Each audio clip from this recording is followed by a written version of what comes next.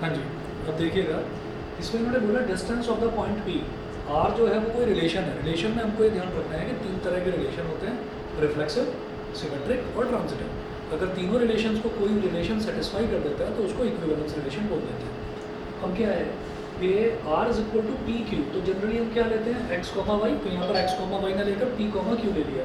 Distance of the point P from the origin is same as the distance of the point Q from the origin. तो आप ऐसे सोचिए कि जैसे कोई भी प्लेन है, तो प्लेन क्या है, प्लेन ऑफ पेपर या प्लेन ऑफ दिस बोर्ड, कोई भी प्लेन जिस पर हम काम कर रहे हैं।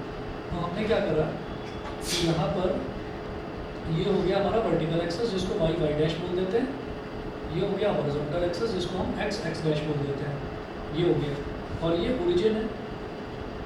तो जब मैं रिफ्लेक्सिविटी चेक करूँगा तो मैं पी कॉमा क्यू चेक नहीं करूँगा, मैं चेक करूँगा पी कॉमा पी। तो इन्होंने बोला distance of the point P, हमने मान लिया कि पॉइंट पी यहाँ पर है, पॉइंट पी यहाँ पर है, और distance of the point P from the origin is same as the distance of the point Q from the origin.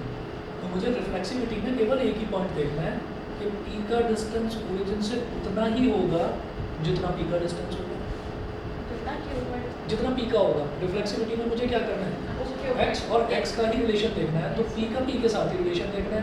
तो पी का रिलेशन ओरिजिन से उतना ही होगा जितना पी का रिलेशन ओरिजिन से होगा, तो वो एक ही बात है। तो हम ये कहेंगे कि रिफ्लेक्सिविटी में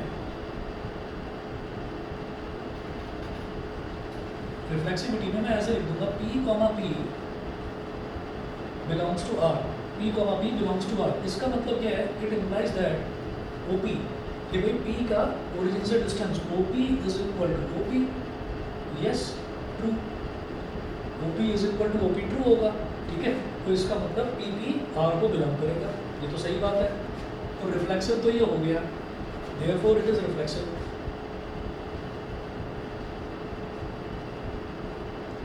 अब बात करनी है हमको सिमेट्रिक है या नहीं। तो सिमेट्रिक में एक कंडीशन दे रखी होती है और उसकी उल्टी कंडीशन देखनी होती है। तो सिमेट्रिक में यहाँ लिखे हैं हम सिमेट्री, ये ओपी होगा तो क्यूपी होगा, बिल्कुल। और हो गया मैंने सिमेट्री में हमने ये कहा, सुनिए, सिमेट्री में हमने ये कहा if P Q belongs to r, if P Q belongs to are, तो ये हमको दे रखा है कि पी क्यू आर को बिलोंग करता है। चेक क्या करना है कि क्यू पी भी आर को बिलोंग करेगा कि नहीं करेगा, ये चेक करना है। तो if P Q belongs to r, it implies that O P is equal to O q, it implies that O P is equal to O Q. O क्या है, ओरिजिन, पी क्या है, कहाँ पर आपका पॉइंट पी लाई कर रहा है। तो ओरिजिन से पी का जो डिस्टेंस है, ओरिजिन से क्यू का भी वही डिस्टेंस है। रिलेशन यही बताता है, distance of point P from the origin is same as the distance of the point Q from the sir origin. अगर ये लाइन लिखी होती डिस्टेंस ओरिजिन तब भी तो इक्वल ही होता डिस्टेंस। नहीं नहीं, जब हमको दे रखा होगा तभी तो। अगर मान लीजिए मैंने बोला पी यहाँ पर है, क्यू यहाँ पर है, तो वो इक्वल कहाँ से हो गए। तो फिर हम अभी सीधे ये लिख देते OP equals to O q given ये की तरह रिलेशन। अच्छा, ये इस वजह से ये लिखने का तरीका है, ये लिखने का तरीका है कि पी क्यू हम क्या बोलते हैं कि जब हमें सिमेट्री चेक करनी होती है तो हम ये कहते हैं कि एक्स और वाई अगर रिलेशन आर में बिलोंग कर रहा है, तो वाई और एक्स रिलेशन आर में अगर बिलोंग करेगा तो वो सिमेट्रिक होगा। तो अब मैं ये कहूँगा कि P Q belongs to R है। P Q belongs to R का मतलब क्या है, मान लो हमने कहा कि ये यहाँ से यहाँ तक वाला डिस्टेंस कितना है, 2 सेंटीमीटर, और यहाँ पर मेरा पॉइंट पी है, इसको भूल जाओ, और ये वाला पॉइंट मेरा क्यू है, और यहाँ से यहाँ तक वाला जो डिस्टेंस है ये भी 2 सेंटीमीटर है। तो हो गया ना कि पी का डिस्टेंस ओरिजिन से 2 सेंटीमीटर है, तो क्यू का डिस्टेंस भी ओरिजिन से 2 सेंटीमीटर है। डिस्टेंस क्यू का डिस्टेंस कैसे हो सकता हमने कहा क्यू यहाँ पर है, तो ओरिजिन तो यही है ना ओ, तो ओ से इसका डिस्टेंस 2 सेंटीमीटर हो गया, ठीक। तो हमने ऐसी कंडीशन मान ली। तो हम जब भी कभी सिमेट्री चेक करते हैं तो सिमेट्री में हम ये कहते हैं कि एक्स वाई आर को बिलोंग कर रहा है, तो चेक करो वाई एक्स आर को बिलोंग करेगा कि नहीं। तो रिलेशन ये दे रखा है कि डिस्टेंस ओरिजिन से सेम है, तो जब O P is equal to O Q है, it implies that O Q is equal to O P, therefore Q comma P belongs to R, so it is symmetric.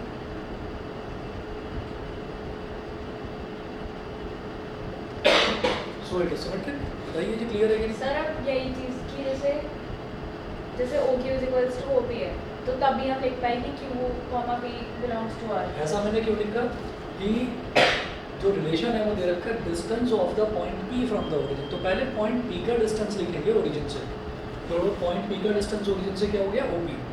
फिर लिखेंगे is same का मतलब क्या है is equal to distance of the point Q from the origin. तो point Q का origin से distance O Q, तो रिलेशन ये दे रखा है distance of the point P from the origin is same मतलब equal to distance of the point Q from the origin. तो ये दे रखा है। क्या इसको पलट कर देखूंगा तो हमारी कुछ इक्वेशन गड़बड़ हो जाएगी? तो हम ये कहेंगे बिल्कुल भी नहीं। जब O P is equal to O Q है तो पलट कर O Q is equal to O P लिख सकते हैं। जब O Q is equal to O P लिखा तो पहले क्यू लिखा तो यहाँ पर क्यू आएगा, बाद में पी लिखा तो बाद वाला पी आएगा। तो Q comma P belongs to are. तो इसका मतलब जो सीधा था वो उल्टे को भी सेटिस्फाई कर रहा है, तो सिमेट्रिक हो गया। ये तो करना होगा। देखने से पता चल रहा है। हाँ, अरे ज़्यादातर इसके क्वेश्चन देखने से पता चल जाते हैं। ये वही वाली चीज़ है कि ए और बी दोनों भाई भाई हैं, तो बी और ए भी भाई भाई होंगे। हम ऐसे नहीं लिख सकते कि सिर्फ P Q belongs to R दे रखा हो तो ओ पी इज टू की, तो नहीं लिख सकते। तो भी लिख सकते हो, वही तो दे रखा है। नहीं, ये नहीं दिखा द अदर डिस्टेंस ओरिजिन दे रखा है तो नहीं लिख सकते हैं, ये तो रिलेशन दे रखा है ना कि रिलेशन है क्या, ठीक है, कि एक्स और वाई में यानी कि पी और पी में रिलेशन क्या है वो तो दे रखा है।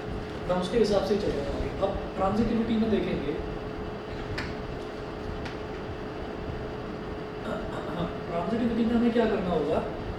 ट्रांजिटिविटी में हम दो कंडीशन लेकर चलते हैं कि ए बी अगर आर को बिलोंग करता है और बी सी भी आर को बिलोंग करता है, तो क्या ए सी करेगा कि नहीं? अगर ए सी करेगा तो ट्रांजिटिव है। तो मैं यहाँ पर क्या करूँगा, इफ जो दो कंडीशन दे रखी है ट्रांजिटिविटी में, दो कंडीशन गिवन मान कर चलते हैं। If P Q belongs to R and Q S बोलना, आर नहीं बोलेंगे क्योंकि आर इन्होंने रिलेशन के लिए बोले। Q S belongs to are तो P Q belongs to R का मतलब क्या है बेटा? O P is equal to O Q, distance of point P from the origin is equal to distance of point Q from the origin, O P is equal to O Q. अब इसी तरह से Q S belongs to R का मतलब क्या हो गया? O Q is equal to O S. तो जब O P is equal to O Q है, O Q is equal to O S है, तो ऑब्वियसली हम कहेंगे it implies that O P is equal to O S. It implies that P, S belongs to R, so it is transitive. So it is transitive. जो reflexive भी है, symmetric भी है, transitive भी है, वो equivalence है. Therefore, it is an equivalence relation. Avantika clear है? Yes sir. ठीक है। अच्छा, और कौन सा बता रहे थे आप? 12th? Yes sir. ठीक है, 12th देखते हैं। क्वेश्चन नंबर 12 है, show that the relation R defined in the set A of all triangles. अब हमारा जो सेट है वो क्या है? ऑल ट्राइंगल्स, हर तरह के ट्राइंगल हो गया हमारे पास। वो किस तरह से दे रखा है हमको, वो देखिए।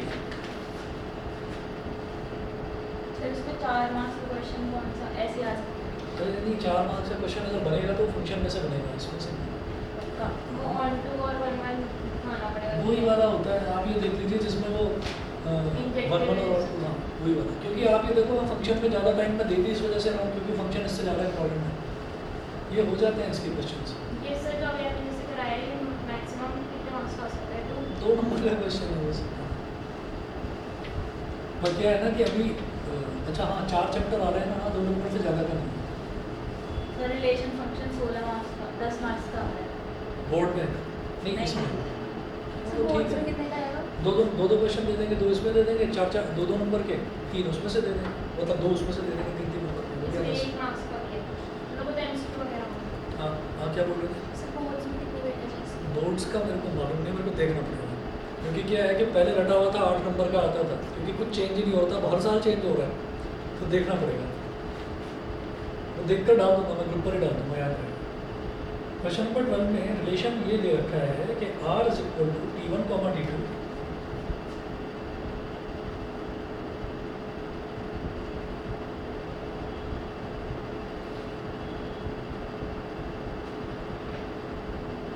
R is equal to T1, T2 such that T1 is similar to T2।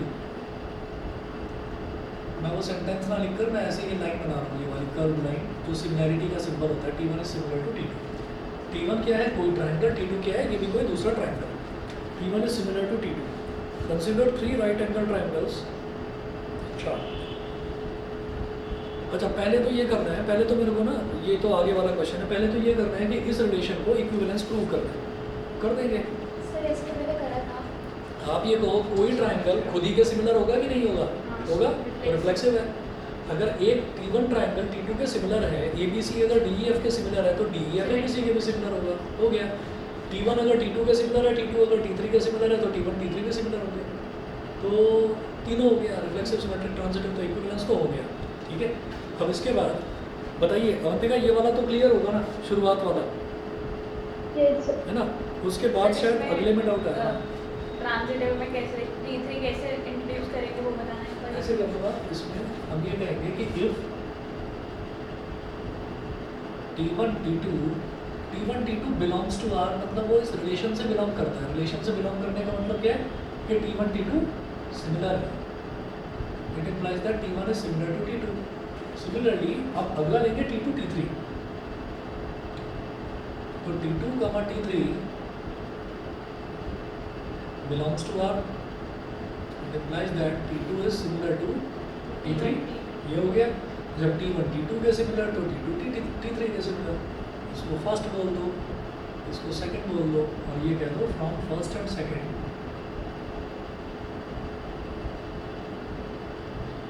T1 is similar to T3.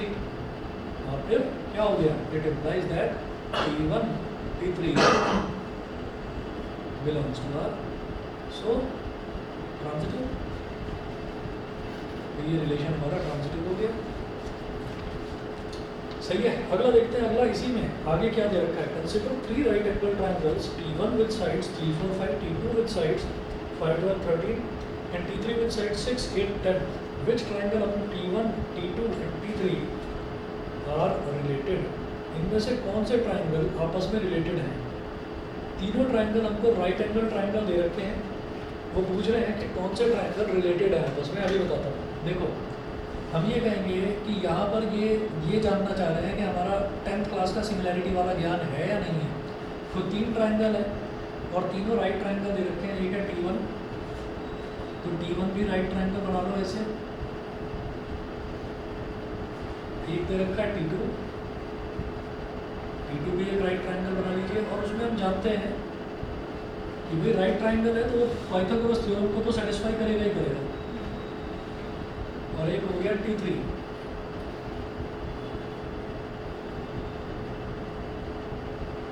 T1 T2 और T3. अच्छा, क्या क्या साइड्स दे रखी हैं पाइथागोरस थ्योरम में? ये होता है सबसे बड़ी वाली साइड होती है हाइपोटेन्यूज. तो 3, 4, 5. तो मैं क्या कर रहा हूँ, मैं 3 तो ले रहा हूँ, सबसे छोटी साइड को मैं परपेंडिकुलर ले रहा हूँ. तो हर ट्रायंगल में मैं ऐसे ही करूँगा.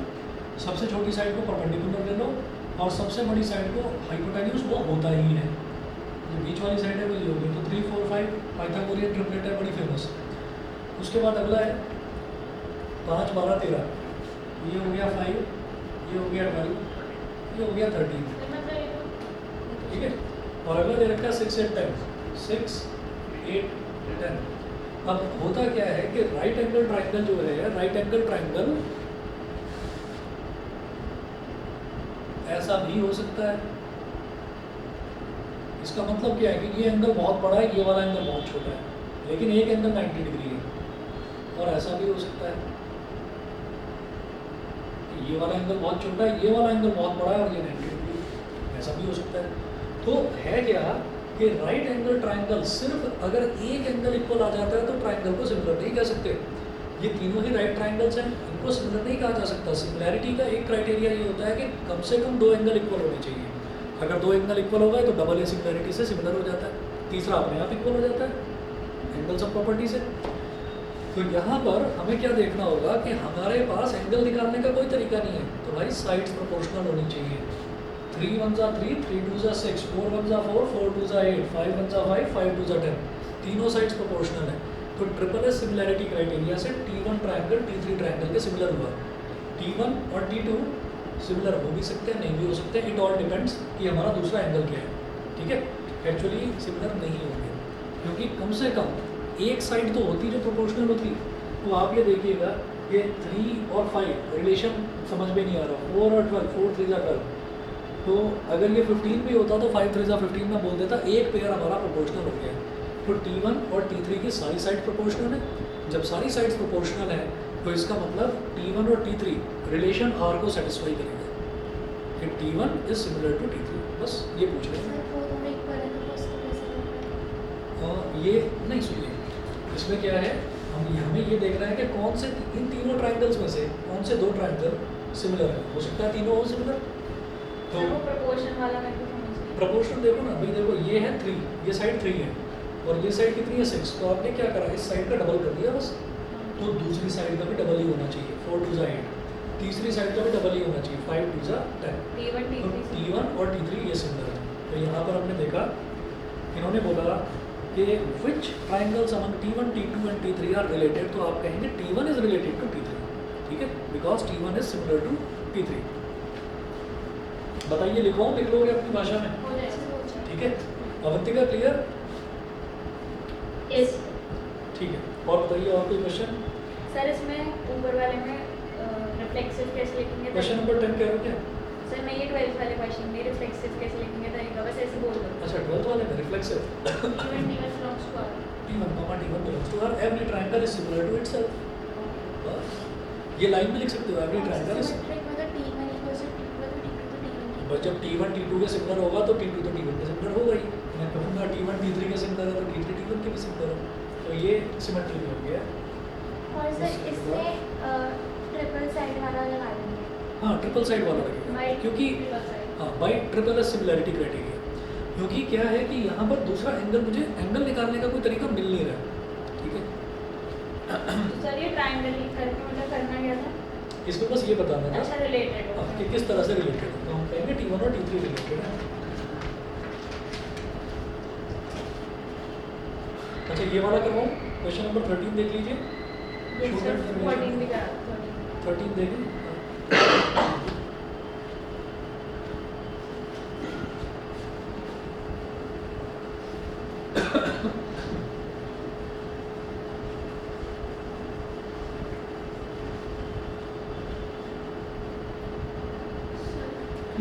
मैं उसमें डिलीटेड से कुछ आया था इस साल का। इसका इस साल का डिलीटेड से कुछ मैथ्स का। इसको ना ग्रुप पर डाल दो। बट सर जो आपने जैसे कहा कि थोड़ा बहुत एक्सरसाइज कटिंग है पूरी पूरी, इसमें है। कौन सी वाली, कौन सी?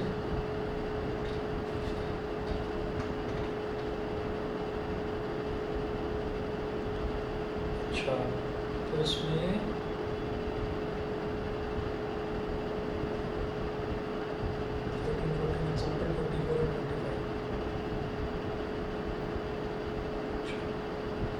मतलब पूरा एक्सरसाइज, मतलब हमको एक्सरसाइज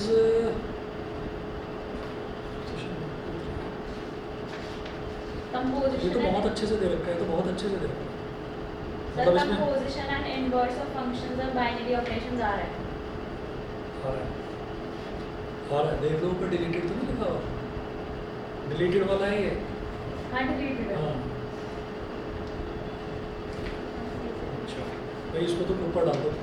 बाइनरी ऑपरेशन का तो फोर्थ एक्सरसाइज में। हाँ, फोर्थ एक्सरसाइज नहीं आ रही है, लेकिन उससे पहले जो थर्ड एक्सरसाइज है ना, third exercise composition of function वाली है, उसमें हो सकता है 1-2 क्वेश्चंस हो जो नॉर्मल तरीके से भी हो जाए, पर इसको आप ग्रुप पर भेज दो। Composition and inverse of functions भी रिलेटेड है। वो डिलीटेड सर कंटिन्यू एक दो पहली दो एक्सरसाइज और नहीं तो क्या। सर इसमें मेरे पास जो पीडीएफ आई है उसमें कंपैरिजन है 2021 2022 और 2022, तो ये तमीज से है थोड़ा। चलो ठीक है, चलिए एक बार 13 देखते हैं, ये भेज देना, ये सही है, उन्होंने पूरा बता रखा है कौन सा एग्जाम्पल करना है। नहीं करनी ना। अरे नहीं करते भाई, और अगर मैं छोड़ भी नहीं है। कुछ नहीं करना, 1 और 2 कर दो बस, उसके अलावा अगर कुछ भी करना होगा तो मैं बता दूंगा। अच्छा 13 देखिए, show that the relation R defined in the set A of all polygons. Polygons का मतलब क्या हो गया कि सबसे छोटा जो पॉलीगन होता है, सबसे छोटा पॉलीगन होता है आपका 3 साइड का ट्राइंगल, ठीक है। अच्छा अब 13 में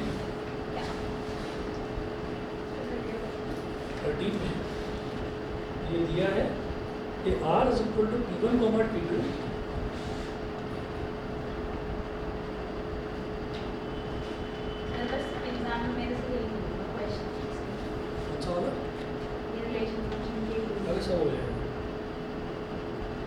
P1 and P2 have same number of sides.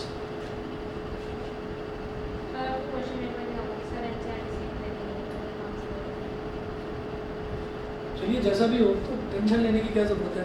तैयारी आपने ईमानदारी से कर ली जितनी मैक्सिमम कर ली थी, अब जैसा भी होगा देखा जाएगा। P1 and P2 have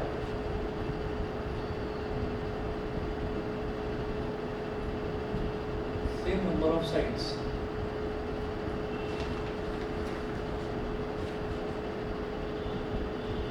Is an equivalence relation. ये है। What is the set of all elements in A related to the right angle triangle? अच्छा ये तो कहानी बाद में देखते हैं। सबसे पहले ये देखेंगे शो दैट द रिलेशन। मुझे ये शो करना है कि ये एक इक्विवेलेंस रिलेशन है। तो रिफ्लेक्सिविटी में सर इसमें when we have same number of sides he given है नहीं, रिलेशन ये है जैसे मान लीजिए हम ये बोलते हैं कि एक नंबर दूसरे नंबर का डबल है, तो रिलेशन क्या हो गया y is equal to 2x, ये रिलेशन हो गया। ठीक है, यहाँ रिलेशन जो है ये आपको एक सेंटेंस लिखकर समझा रखा है कि P1 and P2 have same number of sides. तो एक पॉलीगन है P1, एक पॉलीगन है P2, तो दोनों की नंबर ऑफ साइड सेम है। ठीक, तो हम ये कहेंगे कि अगर एक पॉलीगन P1, P1 में लिख दूंगा तो दोनों ही सेम पॉलीगन है। अगर ये ट्रायंगल है तो ये भी वही सेम ट्रायंगल है। तो भाई अगर मान लीजिए एक ट्रायंगल है तो उस ट्रायंगल की 3 साइड है, तो उसी ट्रायंगल की 3 ही साइड होगी। सर ठीक ये है ना, बना क्यों है सर? ये है बस ऐसी। तो P1, P1 belongs to R, reason में लिखते हैं ना, because same polygon have same number of sides. यार सेम नंबर ऑफ साइड्स, अगर कोई पॉलीगन ही सेम है, अपना कंपैरिजन अपने ही साथ कर रहे हैं। मेरे 2 हाथ हैं तो 2 ही हाथ हैं भाई। सर इसमें तो एग्जामिनर को फुल मार्क्स देना चाहिए हाँ, वैसे ही बात बड़े पते की है ये जो रिफ्लेक्सिविटी सिमेट्री वाले क्वेश्चन है ना, इसमें ज़्यादा सर खपाते नहीं है टीचर, नंबर देकर बढ़ते चले जाते हैं आगे। क्योंकि अगर किसी ने ज़्यादा नंबर दे रखे हैं तो उस पर कोई केस नहीं करता है, अगर किसी ने कम नंबर दे रखे हैं तो उस पर चैलेंज फॉर्म भी भरा जाएगा, स्क्रूटनी भी होगी, सब काम होते हैं। तो ये वाला जो चैप्टर है इसमें बढ़ो, नंबर दो और चलो आगे। सर बोर्ड इसे में शुगर शीट करो। दिखाते हैं हाँ, बोर्ड्स में तो शीट दिखाते हैं ना, बोर्ड्स में शीट दिखाते हैं, इनफैक्ट स्कैन शीट्स भेजते भी हैं आपको। सर ये तो मुझे पता है, एग्जाम में जो प्रूफ करना होगा मैं वो लाइन तो लिख दूंगी, पर चेक कराना। इसके मार्क्स मिल जाते हैं अरे यार स्टेप तो मिलेगा है आसानी से।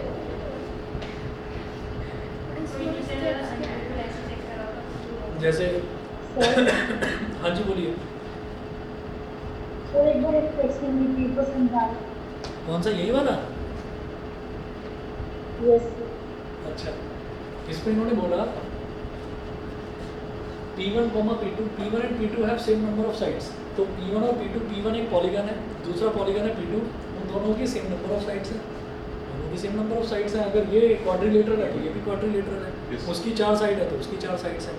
तो वो ये कह रहे हैं कि अगर मैंने दोनों सेम ही ले लिए, रिफ्लेक्सिविटी में मैं क्या करता हूँ, मैं सेम ही ले लेता हूँ। तो मैंने ये कहा कि P1 एक पॉलीगन है, कौन सा पॉलीगन है, मान लो पेंटागन है, तो जब ये P1 पेंटागन है तो फिर ये P1 क्या ये कुछ और हो जाएगा, ये तो पेंटागन ही होगा। तो जब इसमें 5 साइड है तो इसमें भी 5 साइड होंगी, हो गया रिफ्लेक्सिव। पहले ये बताओ ये क्लियर है? ठीक है। अच्छा, अब अगला देखते हैं सिमेट्री। सिमेट्री में एक कंडीशन दे रखी होती है, if P1, P2 belongs to R। देखिए आवाज़ आ रही धमक की। हाँ? सब बात से कुछ कहानी है। अरे मैं वही इसी बात पर मैं आने वाला था अभी। ये जो धमक हो रही है, धम धम धम धम बीट्स, क्या बोलते हैं इसको? Base base base. हाँ, तो क्या होता है कि ये एक ना, मैं 5-7 साल से, बल्कि पिछले 5 साल 7 साल भी नहीं, हाँ 7 साल हो गए, 8वां साल शुरू हो गया मेरे को यहाँ रहते हुए। तो मैं ये नोटिस कर रहा हूँ यहाँ पर कि यहाँ पर हर कोई पार्टी के मूड में ही रहता है हर टाइम। मतलब यहाँ कोई सैटरडे संडे ऐसा जाता ही नहीं है जब यहाँ कुछ ना होता हो, कुछ ना कुछ होता तो पढ़ाई का माहौल नहीं है यहाँ। ये तो बहुत गंदी चीज़ है। और फिर मतलब जब आपके बोर्ड के एग्ज़ाम भी आ जाएंगे ना, तब भी आपको ये सुनाई देगी ऐसी धमक। कोई भी सैटरडे संडे हो तो कहीं ना कुछ होता जरूर है। तो मैंने तो ये देखा है कि शायद कुछ ऐसा होता हो, या तो इसी सोसाइटी में ऐसा या ऐसा होता होगा, शायद सोसाइटियों में पढ़ाई का माहौल होता ही नहीं है कुछ ऐसा। सर वो तो बच्चों को हमें देख लो पूरे दिन से पढ़ रहे हैं।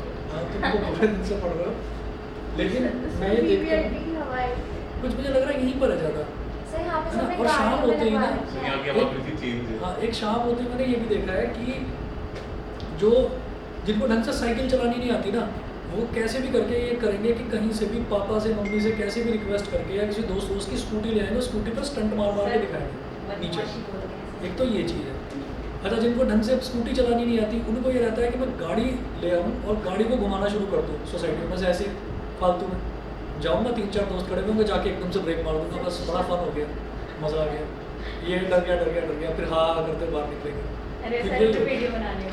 तो यही रहता है ना और फिर अगर पीछे वाली रोड पर निकल जाओ पीछे वाली रोड पर एक नए कारनामे देखने को मिलते हैं क्योंकि ये मैं काश आज कभी ये सारे बच्चे आते हैं मजा।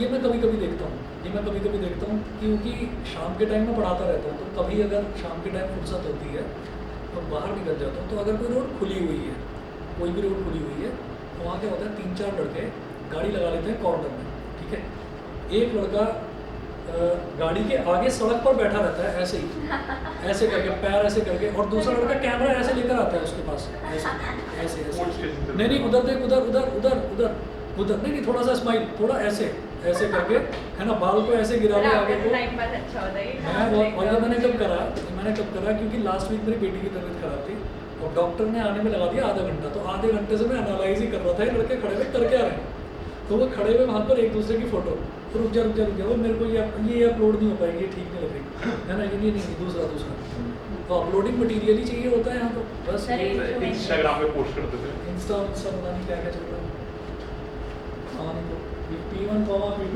belongs to R यहाँ P1, P2 में फंसे पड़े हैं वहाँ जनता ने पोर्टफोलियो बना ली अपनी फोटो खिंचा के पता नहीं क्या चल रहा है आज भी आप देखोगे तो आज भी और अगर बारिश हो जाए किसी दिन तो ऐसा लगता है जैसे सारे बालकनी में ही खड़े हुए हैं फोटो ही खींचने के लिए इतनी फोटोज स्टेटस भर जाते हैं सबके चलो सिमेट्री देखते हैं P1, P2 belongs to R इसका मतलब क्या है कि अगर कोई दो पॉलीगन्स ऐसे हैं जिनकी सेम नंबर ऑफ साइड्स हैं अगर P1 और P2 की साइड सेम है सर ये गिवन है P1 P2 belongs। हाँ सिमेट्री में एक कंडीशन दे रखी होगी तो हम ये कहेंगे number of sides of P1 is equal to number of sides of P1 is equal to number of sides of P2. It implies that number of sides of P2 इसी को पलट कर लिख दो डायरेक्टली लिख सकते P1 या फिर स्टेटमेंट्स पे फिर P2 थोड़ा सा ना लिख देना ताकि टीचर को ये लगे कि हाँ बच्चे ने ना समझ कर करा है और हमको समझाया भी है नहीं तो इसका हर क्वेश्चन ऐसे ही लगता है कि हो तो गया भाई कर लेते हैं ऐसे ही लगता है तो इसलिए कर देना number of sides of P2 is equal to number of sides of P1 पलट कर लिख दिया तो इसका मतलब क्या हो गया कि P2 P1 belongs to R therefore it is symmetric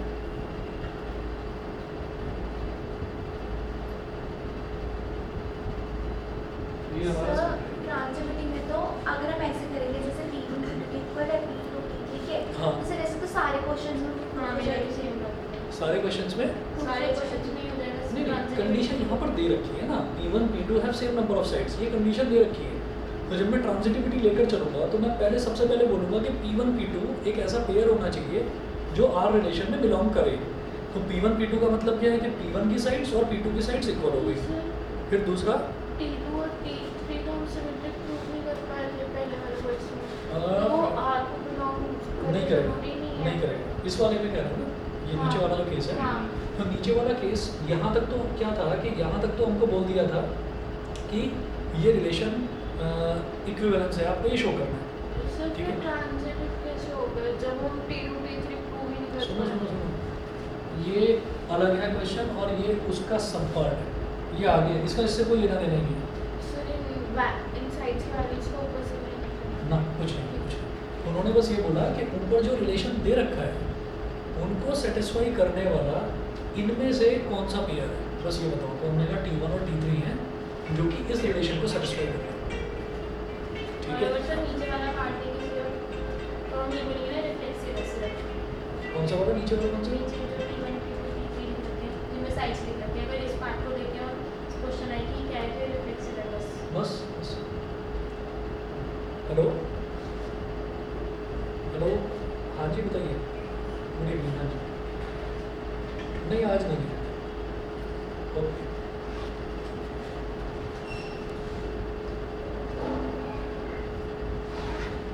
चलिए जी। अब देखिएगा, ट्रांजिटिव करवाने की जरूरत है या छोड़ो? सर सर, हर क्वेश्चन में दो एक सिचुएशन तो दे रखी होगी ना हाँ। कि ये इसकी इक्वल है, हर क्वेश्चन में सिचुएशन दे रखी होगी। तो सर किसी में ये थोड़ी होगा कि इक्वल नहीं है तो प्रूव कर। जरूरी नहीं है ना, जैसे यहाँ पर इक्वल नंबर ऑफ साइड्स वाला हो गया, यहाँ पर सिमिलर ट्राइंगल वाला हो गया, उससे पहले क्या था, उससे पहले था हमारा डिस्टेंस ऑफ द पॉइंट वाला। तो कुछ ना कुछ कंडीशन दे ही रखी होगी।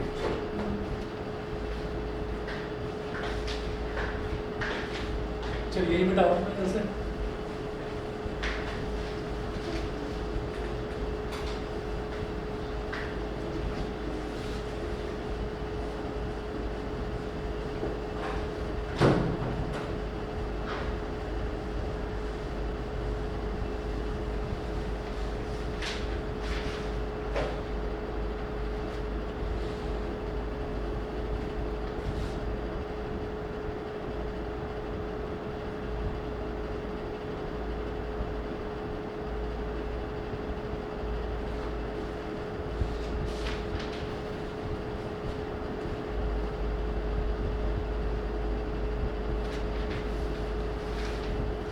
If P1 comma P2 belongs to R and P2 comma P3, if P1 comma P2 belongs to R and P2 comma P3 belongs to R, ये अगर कैसे लिख सकते हैं P2 P3? हर क्वेश्चन पे ले रहे हैं तो हम हाँ मतलब ट्रांजिटिविटी में मैं दो कंडीशन, देखो रिफ्लेक्सिविटी में मुझे कोई कंडीशन नहीं देनी, रिफ्लेक्सिविटी में मैं कहूँगा खुद का रिलेशन खुद के साथ है या नहीं है। जैसे एक रिलेशन ये था कि line 1 is perpendicular to line 2, कि फर्स्ट लाइन सेकंड लाइन के परपेंडिकुलर है, तो वो रिफ्लेक्सिव नहीं था रिलेशन, क्योंकि कोई भी लाइन खुद के पैरेलल तो हो सकती है लेकिन परपेंडिकुलर नहीं हो सकती, तो वो रिफ्लेक्सिव नहीं था। ऐसे ही जब सिमेट्री का चेक करा तो सिमेट्री में हम एक कंडीशन लेकर चलते हैं। एक कंडीशन हमने मान लिया कि दे रखी है, ट्रांजिटिविटी में हम दो कंडीशन लेकर चल सकते हैं, दो कंडीशन लेकर चलते हैं और फिर देखते हैं कि पहला और तीसरा रिलेट करता है कि नहीं करता, बस ये देखना होता है। तो P1 P2 belongs to R का मतलब क्या है कि number of sides of P1 is equal to number of sides of P2. P1 और P2 क्या है, पॉलीगन्स, एंड उसका देखिए अगले का number of sides of P2 is equal to number of sides of P3। ये हो गया number of sides of P1, P2 के equal number of sides of P2, P3 के इक्वल तो number of sides of P1 is equal to number of sides of P3 हो गया। Therefore इसको first equation बोल दो, इसको सेकंड इक्वेशन बोल दो। Number of sides of P1 is equal to number of sides of P3। Therefore P1 P3 belongs to R, R को belong करते हैं, so it is transitive. Reflexive हो गया, सिमेट्रिक हो गया, ट्रांजिटिव हो गया, ये तो हो गया। उसके बाद अब वो बोल रहे हैं इसी में 30 में, what is the set of all elements in A related to the right angle triangle T with sides 3, 4, 5।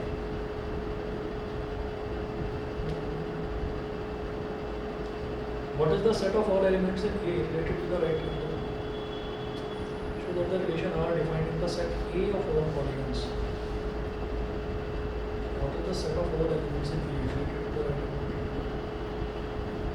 अच्छा, शुरुआत में देखना, शुरुआत में पहले तो ये देखिए लास्ट में आप इन्होंने क्वेश्चन क्या दे रखा है, ये रिफ्लेक्सिव सिमेट्रिक ट्रांजिटिव हो गया, तो ये इक्विवेलेंस है पहली चीज।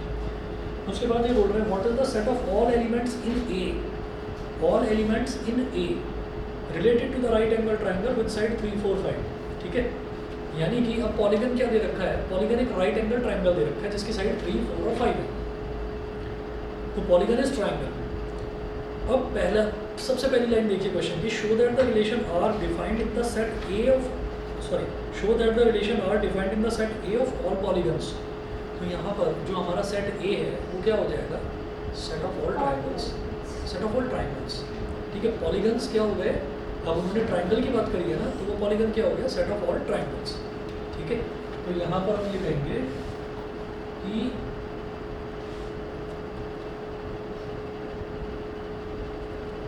related to a right triangle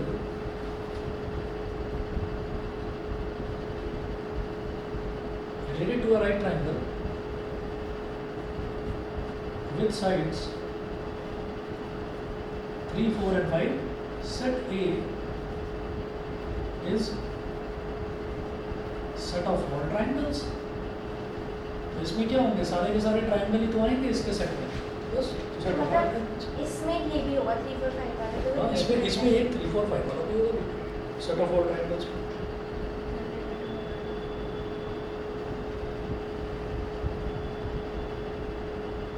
अच्छा, अब देखिए क्वेश्चन नंबर 14 देखिए, that L be the set of all lines in xy plane and R be the relation in L defined as R is equal to L1, L2 such that L1 is parallel to L2, L1 is parallel to L2। तो मुझे सबसे पहले show that R is an equivalence relation, तो हो जाएगा कोई भी line खुद के पैरेलल होगी तो L1 is parallel to L1। फिर दूसरा, जब सिमेट्री का चेक करेंगे तो उसमें क्या होगा, कोई भी लाइन अगर L1 L2 के पैरेलल है तो L2 L1 के भी पैरेलल होगा, तो सिमेट्रिक हो गया। अगर L1 L2 के पैरेलल है, L2 L3 के पैरेलल है तो L1 L3 के पैरेलल होगा, पॉजिटिव हो गया। तो ये हो गया इक्विवेलेंस रिलेशन। फिर वो बोल रहे हैं find the set of all lines related to the line y is equal to 2x + 4। Find the set of all lines, ठीक है, related to the line y is equal to 2x + 4। क्या होगा, ये समझ में नहीं आ रहा होगा। सर ये इक्विवेलेंस तक समझ आ जाता है, उसके बाद थोड़ा हाँ कोई बात नहीं, ये थोड़ा ना कुछ पुराना पूछते हैं। सर ये तो पूछ रहे हैं कि y = 2x + 4, y is equal to 2x + 4, क्या क्या देने का मतलब क्या है, पॉइंट है सर, ना कुछ नहीं, लाइन है x2। बिल्कुल सही।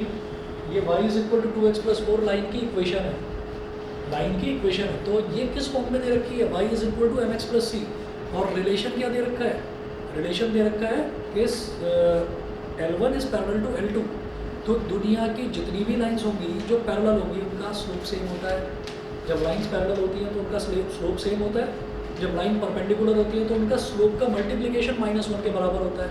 ठीक है, तो आप ये देखिएगा, इसमें दे रखा है y is equal to 2x + 4। तो all lines parallel to this given line, parallel to this given line, sir ये मतलब find the set of all lines, इसका मतलब क्या है? R होना भी उसी पर, पहले ये लिखो all lines parallel to this given line must have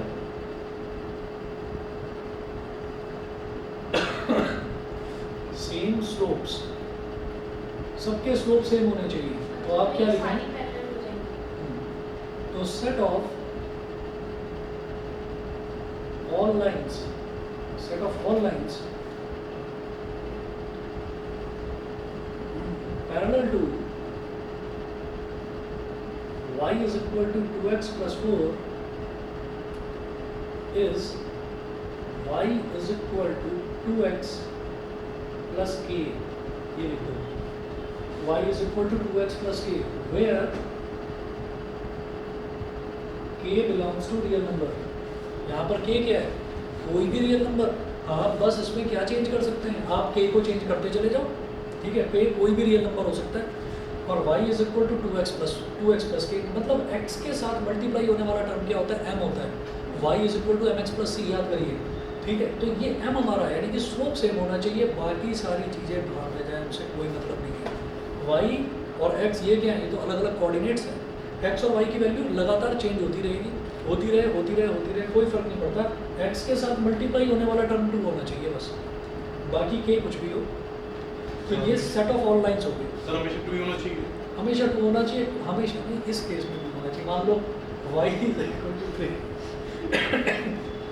y is equal to 3x plus 4 दे रखा होता तो स्लोप 3 हो गया था, ठीक है ना। हंसी के साथ साथ खांसी भी। तो x के साथ मल्टीप्लाई होने वाली चीज़ को ही हम स्लोप बोल देते हैं। तो जितनी भी लाइन्स पैरेलल हैं उनका स्लोप भी सेम होगा, बस ये था। तो ये एक लाइन डालकर ये जानना चाहते हैं कि पुराना कुछ याद है नहीं। अच्छा, और अगला बताओ भाई, क्वेश्चन नंबर 15 ये करवाऊँ मैं या हो जाएगा? 15 वाला बताओ। ठीक है,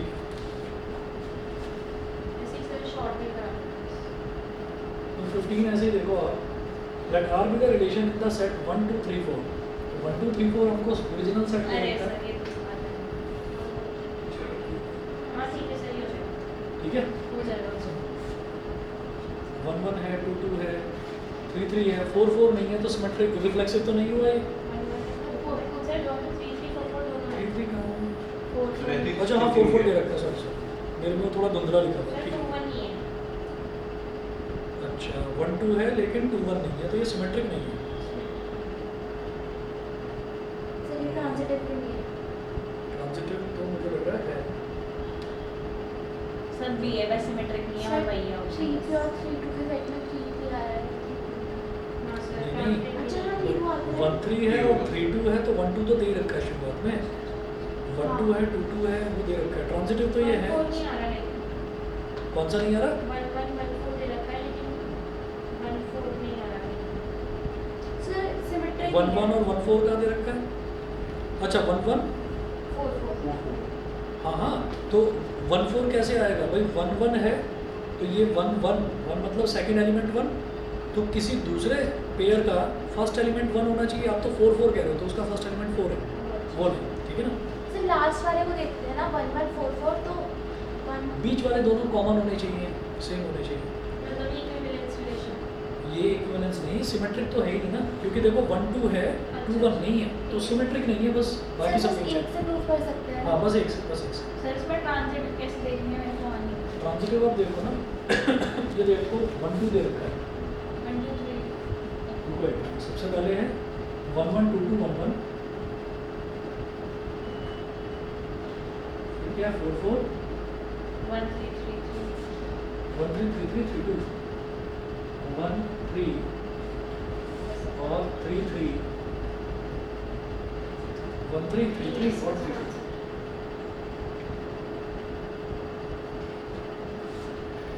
ये रिलेशन दे रखा है।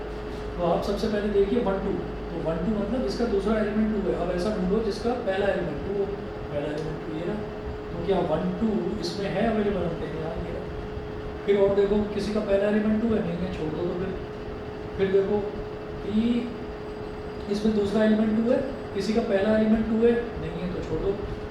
फिर 1 1 किसी का पहला एलिमेंट 1 है, कहेंगे हाँ है ना, तो 1 1 तो इसका पहला और तीसरा रिलेट कर रहा है 1 2, हाँ हम कहेंगे 1 2 यहाँ पर है। तो सब कुछ चेक करते चले जाएंगे। 4 4 है लेकिन कोई ऐसा एलिमेंट नहीं है जिसका पहला एलिमेंट 4 हो, ठीक है, तो नहीं है ना, तो भी ट्रांजिटिव होता है। अगर नहीं है तो आप कह देते हैं कि नहीं है, तो कोई बात नहीं, फिर तो चेक करने की जरूरत ही नहीं है, तो ट्रांजिटिव है। ऐसे ही 1 3 है और 3 3 है, तो इसका दूसरा और इसका पहला एलिमेंट कॉमन हो गया, तो 1 3 इसमें है, हम कहेंगे हाँ है। 1 3 है, 3 2 है, तो इसका दूसरा और इसका पहला एलिमेंट कॉमन हो गया, तो 1 2 इसमें है, हम कहेंगे हाँ है। तो सब कुछ सेटिस्फाई हो रहा है। सर ट्रांजिटिव भी एक से प्रूव कर सकते हैं ना। नहीं, ट्रांजिटिव के लिए सब कुछ चेक करना पड़ेगा। जैसे रिफ्लेक्सिव के लिए सब कुछ होना चाहिए, 4 एलिमेंट्स हैं ओरिजिनल सेट में, तो 1 1 भी हो, 2 2 भी हो, 3 3 भी हो, 4 4 भी हो, तो ट्रांजिटिव के लिए भी सब कुछ चेक करते हैं। लेकिन हमें ट्रांजिटिव में क्या देखना होता है कि हर पेयर का जो दूसरा एलिमेंट है उसको हम ये देखते हैं कि उसको ढूंढते चले जाते हैं कि अब ये देखो कि कौन से पेयर हैं जिनका पहला एलिमेंट है वो हमारा। जैसे 1 2 है, तो 1 2 को उठाकर अलग कर लिया, ठीक है, 1 2 को अलग रख लिया। अब 1 2 से चेक करते चले जाएंगे कि पहला एलिमेंट 2 किसका है, पहला एलिमेंट इसका है 2 2 है, तो ये देखो कि इसका पहला और तीसरा 1 2 1 2 इसमें है, हम कहेंगे हाँ 1 2 ये तो है ही, खुद ही है 1 2। अच्छा, और कोई देखो जिसका पहला एलिमेंट 2 है, नहीं, हाँ सुनो, पहले मैं 1 2 को चेक कर रहा था ना, तो ये 1 2 तो हो गया ना, ठीक। अब आगे देखेंगे 2 2 को, जिसका दूसरा एलिमेंट, इसका दूसरा एलिमेंट 2 है। अब ढूंढो किसी का पहला एलिमेंट 2 है, नहीं है, जब नहीं है तो चेक करने की जरूरत ही नहीं है, ऑटोमेटिकली ट्रांजिटिव हो गया। ठीक, उसके बाद 1 1 जिसका पहला एलिमेंट 1 हो वो ढूंढो, है ना। तो 1 3 तो 1 3 1 3 ऑलरेडी ये वाला है 1 3 तो सेटिस्फाई कर रहा है। 1 2 और इसका दूसरा एलिमेंट 1, इसका पहला एलिमेंट 1, तो इसका पहला और इसका तीसरा, पहला और आखिरी क्या हो गया 1 2 और 1 2 ऑलरेडी है इसमें। तो ऐसे चेक करते चले जाते हैं। सर जैसे 4 4 है, मतलब जिससे मैच कर रहे हैं ना, अगर उनमें से भी कोई एक एलिमेंट वही है सेम है तो भी हम कह देंगे कि हाँ ठीक है ट्रांजिटिव। सर जैसे 4 4 है और हाँ। हमारे पास एक होता 4 2, हाँ, तो सर 4 4 हो जाता अगर हमारे पास ये है 4 4 और एक होता 4 2, और एक होता 4 2 तो सर एक 4 होता 4 तो क्या हो गया, इसका सेकंड एलिमेंट 4 है, इसका फर्स्ट एलिमेंट 4 है, तो 4 2 हम कहेंगे हाँ ये रहा 4 2 ये रहा। तो जिनको हम मैच कर रहे हैं अगर उनमें से भी कोई एक रिजेंबल कर जाता है तो भी हम कह देते हैं कि हाँ जी अवेलेबल है। और सर नहीं करता तो अगर नहीं करता तब वहीं रुक जाते फिर कि भाई एक एलिमेंट एक पेयर ने गड़बड़ कर दी। जैसे हाँ, जैसे हमने कहा कि 4 4 है और 4 3 मान लो कोई ऐसी चीज़ लेते हैं, आप ऐसा करो ना, आप इसको यहाँ पर लो 1 4 और इसको लो यहाँ पर 4 7, तो अब हमें ये ढूंढना पड़ेगा कि 1 7, अब 1 7 इन दोनों में से कुछ भी नहीं है, ठीक है। तो 1 7 जब अवेलेबल नहीं है तो हम ये कह देंगे बस इसी को पकड़ के बैठ जाएंगे कि ये सेटिस्फाई नहीं कर रहा, तो इसका मतलब क्या है कि ये ट्रांजिटिव नहीं है। सर लेकिन इसमें नहीं कर, लेकिन अगर हमारे पास R में होता 1 7 हाँ तो हो जाता। तो हो जाता, तो हो जाता, ठीक है। ठीक है। और कौन सा वाला रह गया, ये वाला कर पाऊँ मेरा 16 16 तो हो जाएगा। a is equal to b minus 2, b is greater than 6, तो b को ग्रेटर देन 6 लेकर चलो। हाँ बस, और b कौन सा एलिमेंट है, आपको सेकंड वाला एलिमेंट b लेना है, सेकंड वाला, क्योंकि a कोमा b है तो सेकंड वाला एलिमेंट b। हाँ जी बेटा बताइए, किसी को एक्सरसाइज 1.1 में कोई चीज़ पूछनी है, अगर अभी तक किसी ने नहीं करी हो प्रैक्टिस तो हाँ कौन सा बताओ, क्वेश्चन नंबर 1 का कौन सा पार्ट, 9 अच्छा 9, सर मेरे को 1.1 आती नहीं है 9 तक। एक मिनट रुको तो सही। अच्छा क्वेश्चन नंबर 9 देख लेते हैं।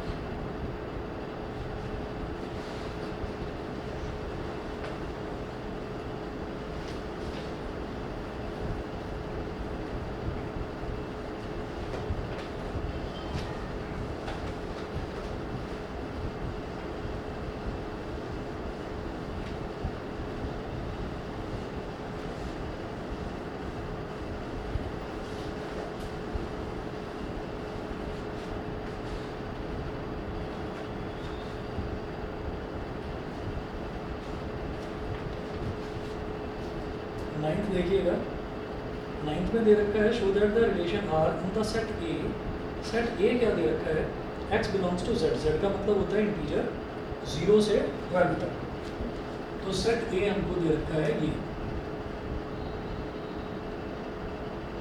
0 1 2 3 कहाँ तक 12 तक, तो ये तो हो गया सेट ए। उसके बाद given by R is equal to A B, first part है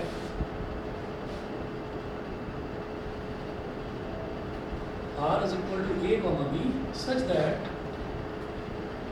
mod A minus B is a multiple of 4. Mod A minus B is a multiple of 4. तो मुझे इसमें ठीक है, सर पहले तो 1 निकालेंगे ना। हाँ अभी देखते हैं। इन्होंने बोला है कि ये दोनों रिलेशन दे रखा है, फर्स्ट रिलेशन ये है, हमको ये प्रूव करना है कि ये एक इक्विवेलेंस रिलेशन है। तो इक्विवेलेंस रिलेशन प्रूव करने के लिए क्या करना पड़ेगा, सबसे पहले रिफ्लेक्सिव के लिए देखेंगे। तो रिफ्लेक्सिव के लिए हम बोलेंगे मल्टीपल ऑफ 4, 4 के मल्टीपल क्या होंगे, 4 8 12 4 1 जा 4, 4 2 जा 8, ऐसे ही चलते जाएंगे, 4 0 जा 0 भी तो होगा, 4 0 का 0 टू होगा। सर इसमें ये भी दे रखा कि इक्विवेलेंस है ये। नहीं प्रूव कर, ये कहाँ दे रखा होता है? नहीं दे तो रखा है given by is an equivalence relation. ऊपर से पढ़ो तो सही। Show that each of the relation this और फिर नीचे इज एन इक्विवेलेंस रिलेशन, फिर शो दैट लिखा है सबसे पहले। अब देखिए रिफ्लेक्सिव में क्या है, रिफ्लेक्सिव में मैं कहूँगा कि ए भी नहीं होगा, ए होगा। तो A comma A means modulus mod of A minus A, और ये किसके इक्वल होगा? 0 is a multiple of 4। Yes reflexive. 0 तो दुनिया के हर नंबर का मल्टीपल होता है, ठीक है। तो ये हो गया कि हाँ ये रिफ्लेक्सिव है। उसके बाद अगला देखते हैं, अगला देखेंगे ये वाला है आपका सिमेट्रिक। तो सिमेट्रिक में एक कंडीशन दे रखी होती है ए माइनस बी। ए कॉमा बी। हाँ तो जब सिमेट्री चेक करेंगे इसकी, तो सिमेट्री में दे रखा होता है if A comma B belongs to R, that is mod A minus B is equal to 4 के लिख दो, या तो ये लिखो इज अ मल्टीपल ऑफ 4, या लिख दो 4 के, ठीक है। तो ये क्या है, ये 4 into 1, तो ये k की वैल्यू तो चेंज हो रही है। 4 एक बार k की वैल्यू 0, एक बार थोड़ी ना कि 4 से मल्टीप्लाई का वही है आंसर। जैसे a भी हमने कुछ भी ले लिया, 3 माइनस। अच्छा सुनो, सिमेट्री में कुछ दे रखा होता है हमको। सिमेट्री में ये दे रखा होता है कि a comma B belongs to R, ये दे रखा है। तो इसका मतलब क्या है कि a और b का जो डिफरेंस है वो 4 से डिविजिबल होगा, वो 4 का मल्टीपल होगा, ऐसा दे रखा है, ठीक है। तो जब a माइनस बी का मॉड 4k के इक्वल है, इट इम्प्लाइज दैट ये जो b माइनस a है ये भी 4k ही आएगा। क्योंकि अगर मान लो मैं यहाँ पर 12 माइनस 4 कर दूँ, तो 12 माइनस 4 अगर मैं करूँगा तो क्या आएगा? 8 का मॉड 8, उल्टा कर दो 4 माइनस 12, तो 4 माइनस 12 का मॉड क्या हो गया? -8 का मॉड क्या हो गया? +8। तो वो सेम ही वैल्यू है। 12 माइनस 3 में सकते हैं। 12 माइनस 3, 12 माइनस 3 नहीं लेंगे, हमें लेनी ही वो चीज़ें हैं। देखो क्या है कि जैसे ये दे रखा है ना कि r is equal to A B, mod A minus B is a multiple of 4। अब सुनिए, इसमें इन्होंने बोला show that each of the relation R in the set A is given by this is an equivalence relation. तो क्या है कि जो नंबर है ना, जो भी ये रिलेशन के अंदर जो भी वैल्यूज होंगी वो इसके अंदर से निकल के आएंगी, इसके बाहर का कुछ नहीं होगा। उसका मतलब ये नहीं है कि इसके अंदर की सारी वैल्यूज होंगी, उसके अंदर की वो वैल्यूज ही हम लेंगे जो कि उस रिलेशन को सेटिस्फाई कर रही है। समझ गए? जैसे हमने कहा कि ये R है, तो इसमें ये जो रिलेशन है वो रिलेशन क्या हो सकता है? वो रिलेशन होगा 0 0 1 1 2 2 3 3 4 4 5 5 6 6 7 7 8 8 9 12 तक तो होना ही होना है उसको, पहली चीज। उसके बाद हम ये कहेंगे कि अब अगले जो हैं वो कुछ इस तरह से होंगे कि वो मल्टीपल होना चाहिए 4 का।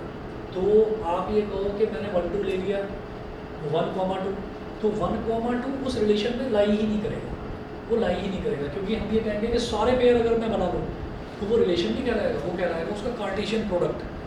वो कार्टेशियन प्रोडक्ट कहलाएगा। कार्टेशियन प्रोडक्ट मतलब एक सेट को यूज़ करके कितने ऑर्डर्ड पेयर्स बन सकते हैं मैक्सिमम। इसलिए हमने पढ़ेंगे पढ़ा हुआ है 11th क्लास में, 2 की पावर n होता है। जो कार्टेशियन प्रोडक्ट, कार्टेशियन प्लेन।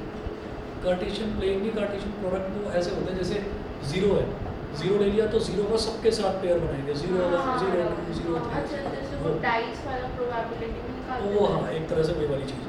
तो आप ये देखो कि इसका मतलब ये नहीं है कि उसके अंदर सारे के सारे ही उसके जो पेयर्स हैं वो आएंगे, क्योंकि वो सारे आते हैं 2 की पावर n। n क्या होता है? Number of elements. तो 2 की पावर 12 सोचो कितना बड़ा आएगा। उसी का एक सबसेट होता है रिलेशन, उसी का एक सबसेट होता है, उसके अंदर से निकलता है। समझ गए? तो भाई जब a माइनस बी जो है वो 4k के इक्वल है, तो b माइनस ए भी 4k के इक्वल होगा। सिमेट्रिक है। बताइए यहाँ तक क्लियर है? निष्ठा क्लियर है? ठीक है। और ट्रांजिटिविटी वो भी देख लेते हैं। ट्रांजिटिविटी में क्या होगा? 2 कंडीशन पे रखी होंगी और देखा जाएगा कि तीसरी कंडीशन सेटिस्फाई होती है या नहीं होती।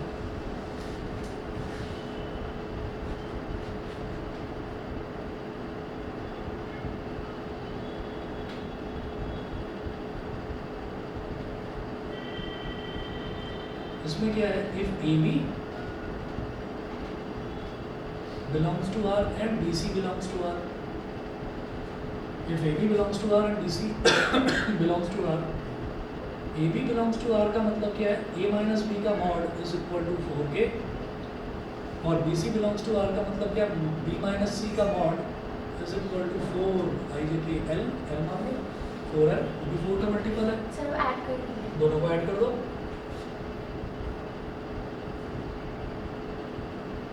A माइनस बी का मॉड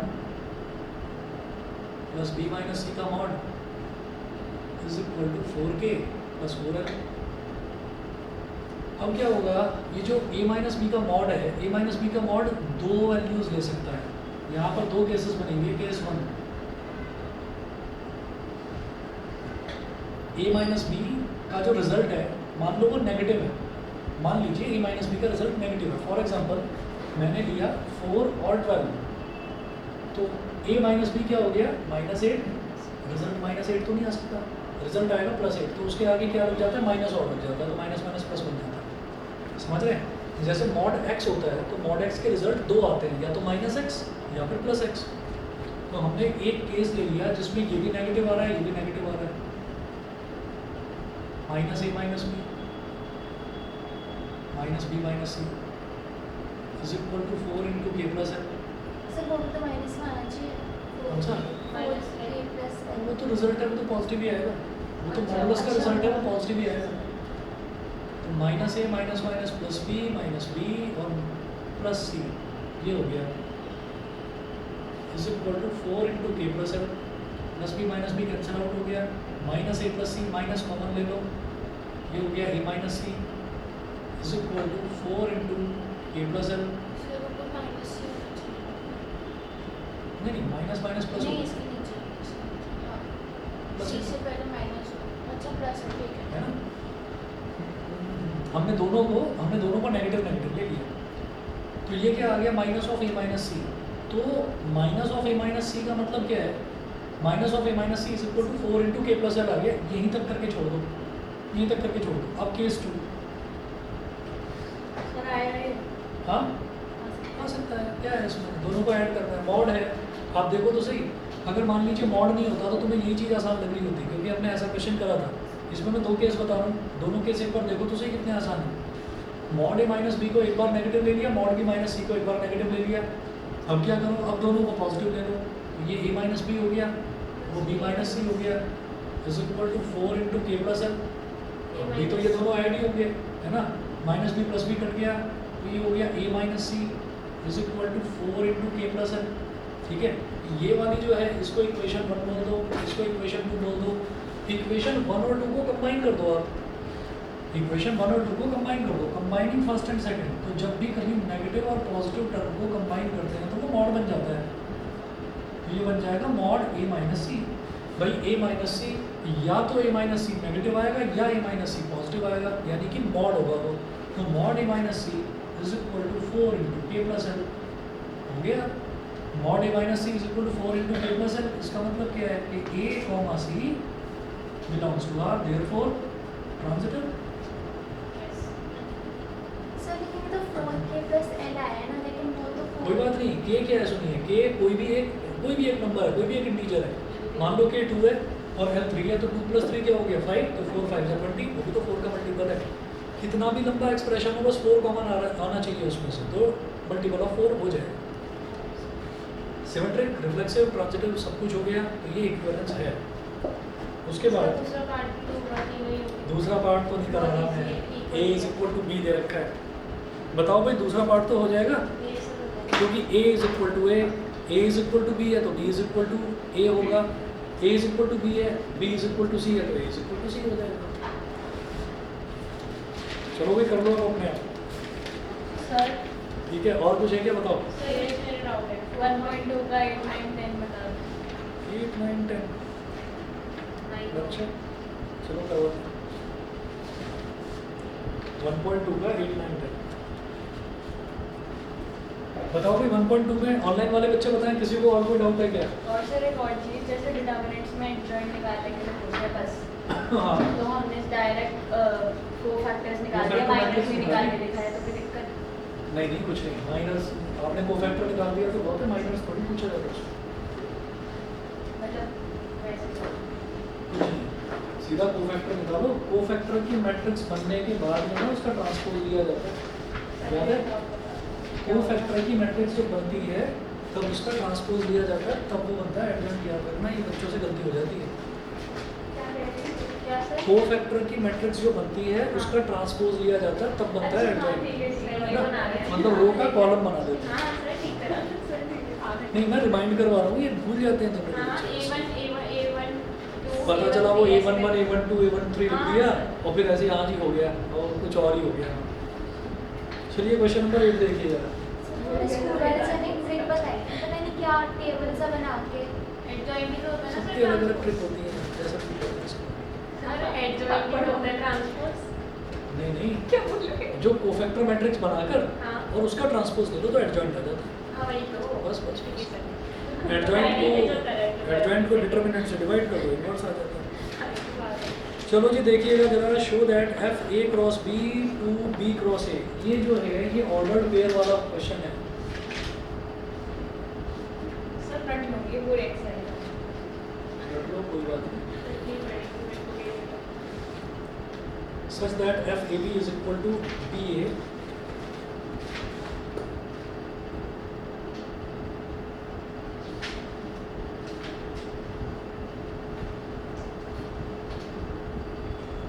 तो ये जो है ना, यहाँ पर अब एक एक एलिमेंट नहीं है इस क्वेश्चन में। क्या है, इसमें दो दो एलिमेंट्स दे रखे हैं।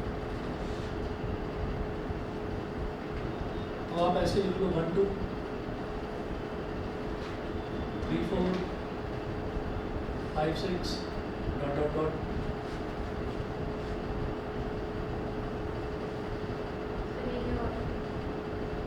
ये सिर्फ समझाने के लिए होता है। अगर x की वैल्यू यानी कि f के आगे जो लिखा x के आगे जो लिखा रहता है वो x होता है। अगर x की वैल्यू a b है तो जो रिजल्ट आएगा यानी कि जो y आएगा वो उसका उल्टा आएगा। 1 2 है तो 1 2 इज रिलेटेड विद 2 1, 3 4 है तो 3 4 इज रिलेटेड विद 4 3, 5 6 है तो it is related with 6 5। Sir ये सिचुएशन में दी हुई है ये दे रखा है बस इतना। ये तो मैं आपको समझाने के लिए मैंने यहाँ पर करके सर दिखाया। नहीं वही F वो दे रखा है, वो दे रखा है, यस वो दे रखा है। सर ये तो ऐसे हमेशा मैच करेगा। तो ये तो बन अगर जाएगा। अगर हाँ, अगर ये कंडीशन दे रखी है, अगर ऐसी कंडीशन दे रखी है तो हमेशा मैच करेगी। तो हमें ये शो करने की जरूरत है ना। कोई जरूरत नहीं है, मैं आपको समझा रहा हूँ क्योंकि ऑर्डर्ड पेयर वाले फंक्शन के क्वेश्चंस जो हैं वो एक ही दे रखा है, इसमें और कोई क्वेश्चन दे भी क्या नहीं दे रखा है क्वेश्चन में, तो समझ ये नहीं आया। ये दे रखा है। हमारा जो पहला सेट है वो a क्रॉस b है। a क्रॉस b मतलब इसमें सीधे सीधे एलिमेंट होंगे a और b, तो दूसरे में उल्टे होंगे b क्रॉस a। अब बताओ जरा, ये तो दे रखा है बस इतना इतना दे रखा है, वो बोल रहे हैं ये 1 1 1। मुझे शो करना है कि ये बाइजेक्टिव फंक्शन है। तो जरा 1 मिनट के लिए माइंड को जरा बाहर निकालो, रिफ्लेक्सिविटी, सिमेट्री और ट्रांजिटिविटी को जरा 2 मिनट के लिए हटा दो। अब वापस आ जाएंगे 1 1 पर और 1 2 पर।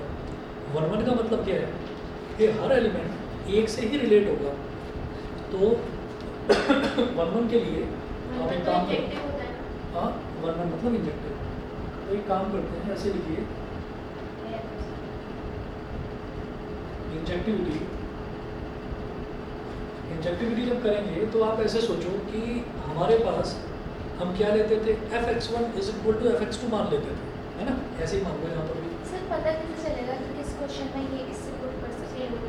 कई बार क्या है ना कि जिसमें ऐसे फॉर्मूला कुछ दे रखा होता है उसमें हम वही लगाते हैं f(x1) is equal to sir f(x2). लेकिन अगर हम ऐसे ही बना दें तो भी तो हम लिख सकते हैं कि ये 1 1 तो भी कर सकते हैं, मतलब दो अलग अलग तरीके हो सकते हैं हर क्वेश्चन के। यहाँ पर करने के अलग अलग तरीके हो सकते हैं जो आसान लगे। इस क्वेश्चन में मैं ये समझता हूँ कि अगर मैंने ऐसे लिख दिया f(x1, x2)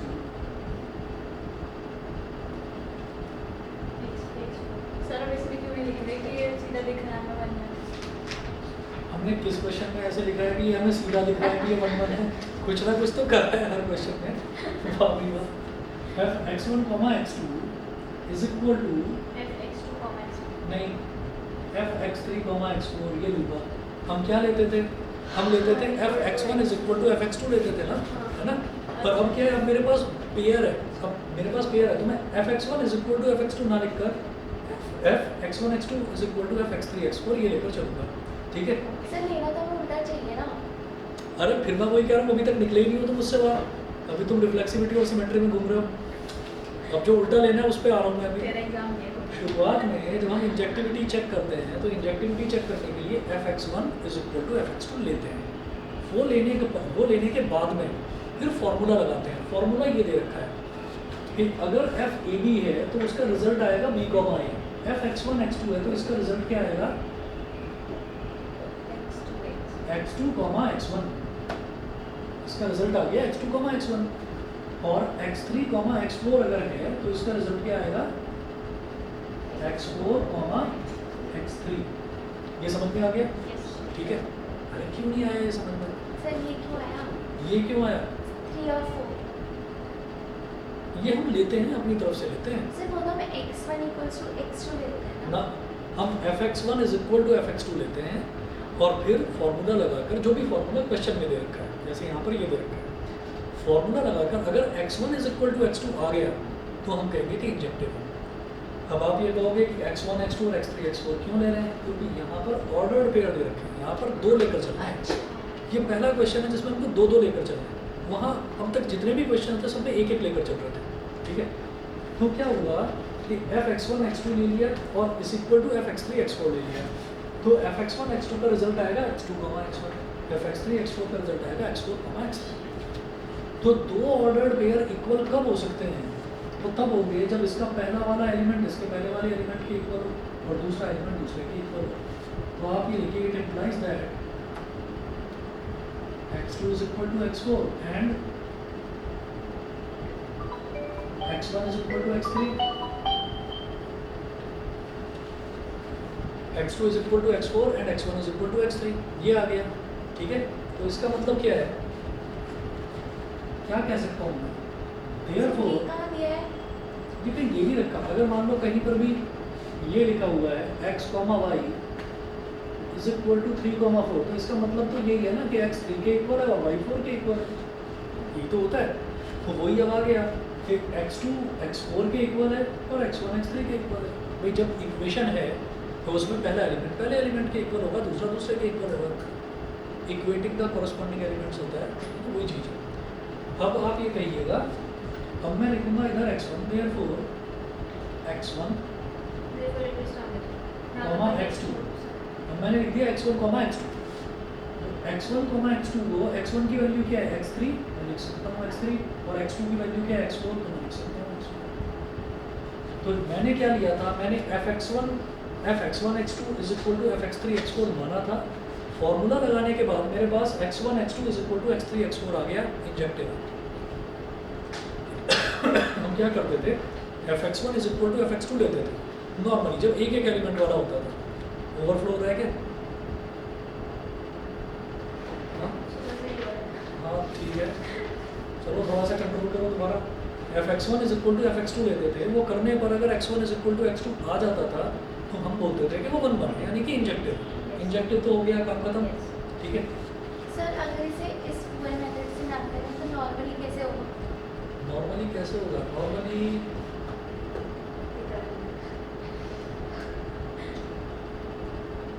ऐसे क्वेश्चन है सर, हम ठीक है, नॉर्मली भी हो ही जाएगा वैसे। नॉर्मली में फिर थोड़ा सा बेवकूफ़ बनाना पड़ेगा टीचर का, दैट ABC द ट्रायंगल है ना। उसमें आपको ये लिखना पड़ेगा कि उसमें बस डेफिनेशन लिख देना इंजेक्टिविटी की। जहाँ पर कहीं पर ऐसा हो जाए ना कि नहीं हो रहा है, तो it is very clear from the given conditions that all the elements को लिख वो देना। एग्जांपल है कि y1 is related to y।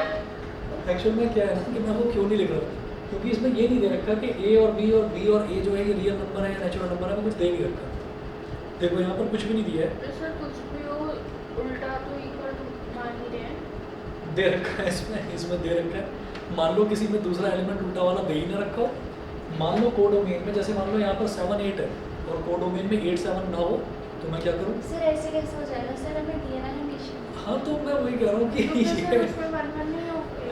हाँ, लेकिन हमको तो प्रूव करना है कि बाइजेक्टिव है, तो इसलिए कान को उल्टे सीधे तरीके से कैसे भी करके पकड़ना है, इसको ऐसे कर दो बस। सर नेक्स्ट सर इसमें तो ये इसीलिए जो पेयर वाले क्वेश्चन हैं, इसीलिए पेयर वाले क्वेश्चन धीरे धीरे करके ना ये एक्सटिंक्ट होते जा रहे हैं, मतलब ये पूछे नहीं जाते, विलुप्त हो गए हैं। सर कोई नहीं कर पाता क्या? कोई नहीं करवाता। इनके टीचर हैं जो स्कूल में टेस्ट ले रहे होंगे, उन्होंने भी नहीं करवाया होगा, तो पक्का बता रहा हूँ। करवाया है ये क्वेश्चन? बताओ करवाया है? टीचर को सना बोलेगी जो बच्चों को लगता नहीं आएगा वो वही देते हैं। जो पिछली बार छोड़ के गई थी उन्होंने वही किया था 5 मार्क्स का। उसमें थोड़ी अच्छी वाली फीलिंग आती है। कौन सी फिल्म थी वो? मुन्ना भाई, मुन्ना भाई देखिए किसी ने?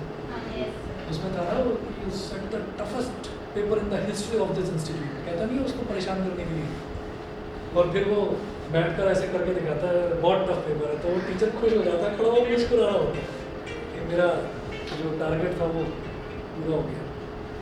एक मिनट, हेलो, हाँ जी हाँ जी। सर बस 9 तक करा। ठीक है,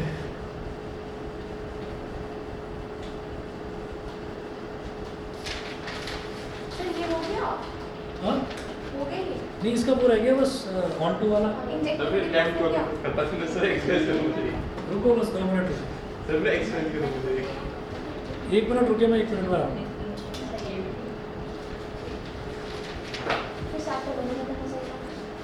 सर इंटर्नशिप करा दी। क्या पढ़ाई कर रहे हैं? कैसे करते हैं?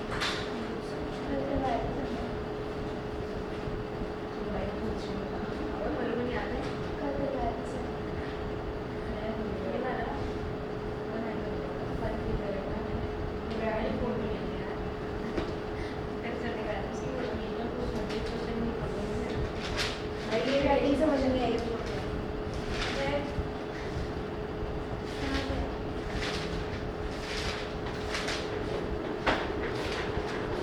सर के पास कैसे नहीं बोला था तो इसलिए बहुत सारे क्वेश्चन है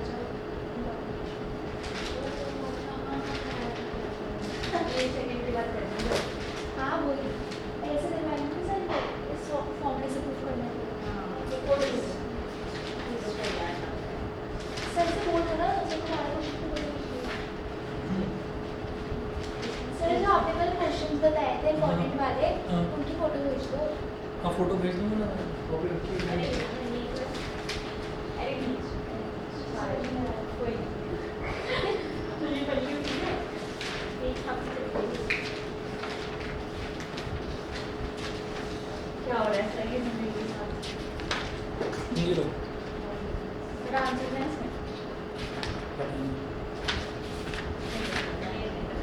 यहाँ से खींच लो फोटो, देख लो, मैंने शुरुआत में पहले एक फोटो खींच कर ग्रुप पर डाल देना भाई। खींच लो भाई फिर यार अच्छी फोटो आती है सर। अच्छा बताओ भाई, फिर करवाने 8 9 10 करवाने या बस हो गया? सर कराने सर आज मैं मर जाऊँ लेकिन नहीं कर लगाने को मरी जाएगी 6 तक।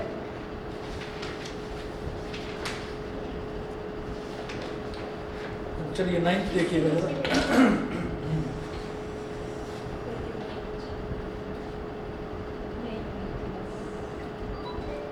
क्वेश्चन नंबर 9 देखिएगा। सर एग्जाम में सुबह कहा था कि आप ये क्वेश्चन कर पाओगे। कौन सा वाला? ये जो आप करवा रहे हो सर एक्सरसाइज कंप्लीट करवा दोगे। सर ये इतना ही था कुछ? हाँ सर 8 9 10 बजे थे ना सुबह सुबह, हाँ हाँ तो आपने बोला था भैया आप करवाओगे। तो करवा लेते हैं, क्या हो गया? सर ऐसे करा दो एकदम 9 ऐसे नहीं लगाओ बोल बोल के ऐसे ही होती है, देख लीजिए ना, fn is equal to n plus 1/2 if n is odd। Sir ये भी ऐसे हुआ कि लिखने से ही पता चल रहा है सर ये चलो तो मैं बता रहा हूँ। मीडियम मोड वाला फॉर्मूला है।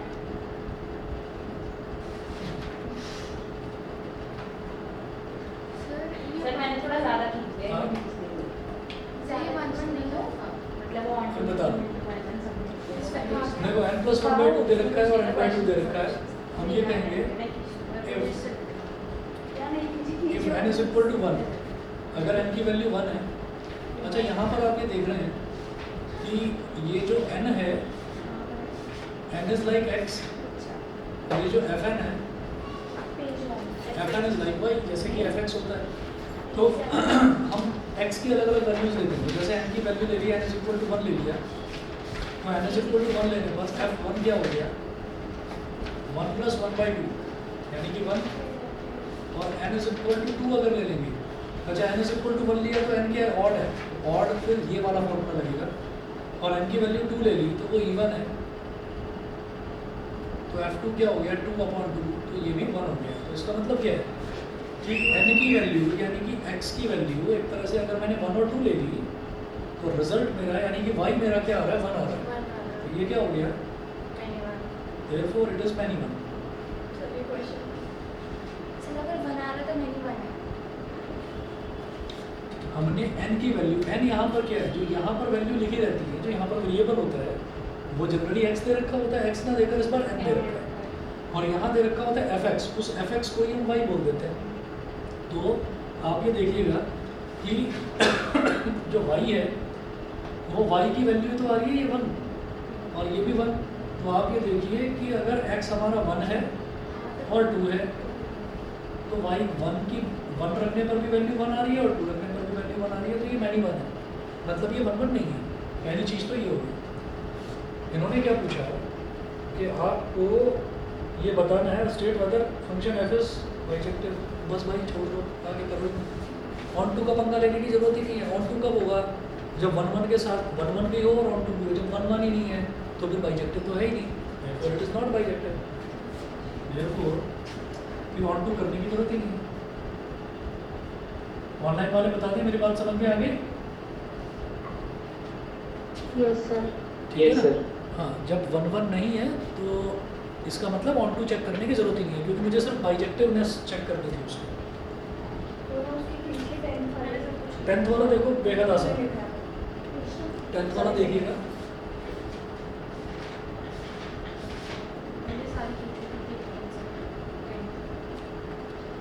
देखिए भाई टेंथ में फंक्शन दे रखा है, पहले तो सेट ए दे रखा है, फंक्शन एफ है, F A to be,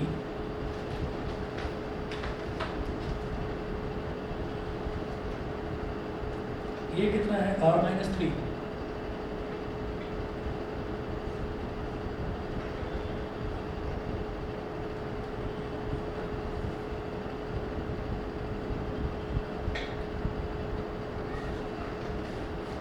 r-1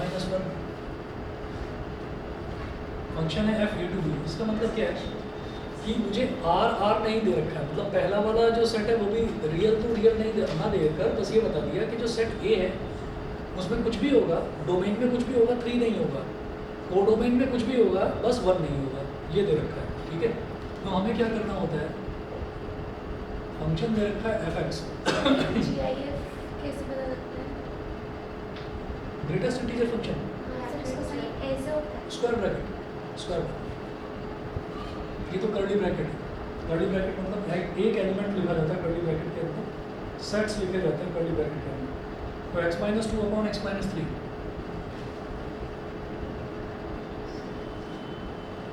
formula दे रखा है, तो मैं इंजेक्टिविटी चेक करने के लिए वो फंडा लगाऊंगा fx1 = fx2। सर ये अभी भी पता नहीं चला कि इसमें ये वाला फॉर्मूला लगेगा। इसमें जैसे एकदम एक क्वेश्चन आता है उसमें ये फॉर्मूला हो जाता है fx1 = fx2। जहाँ पर भी फॉर्मूला दे रखा होता है ना, जैसे यहाँ फॉर्मूला दे रखा है, तो वहाँ पर हम fx1 = fx2 सर लगाएंगे। ऐसे नहीं निकाल सकते, जैसे ये y दे रखा है हमें, तो पहले इसकी दोनों की वैल्यू निकाली, x y थोड़ा बड़ा पड़ेगा, ये वाला करना आसान पड़ेगा। तो लिखिएगा if fx1 = fx2, तो भाई यहाँ पर हो जाएगा x1 - 2/x1 - 3 left hand side में, राइट हैंड साइड में x2 - 2/x2 - 3, ये हो गया। क्रॉस मल्टीप्लाई करिए, x1 - 2 x2 - 3 से मल्टीप्लाई होगा।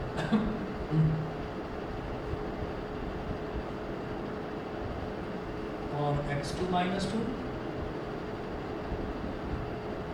x1 - 3 से मल्टीप्लाई होगा। एक्सपेंड करिए, x1 × x2, left hand side में क्या आ गया,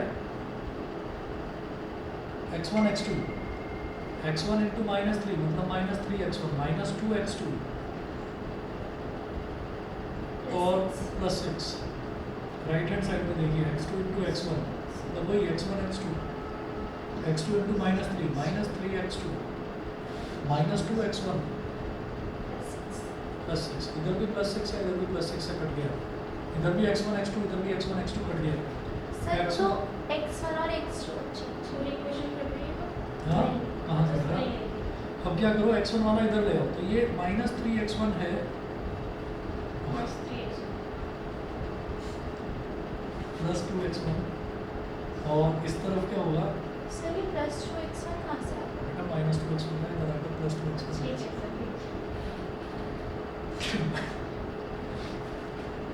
-3x2 और इसको इधर ले जाएंगे तो +2x2,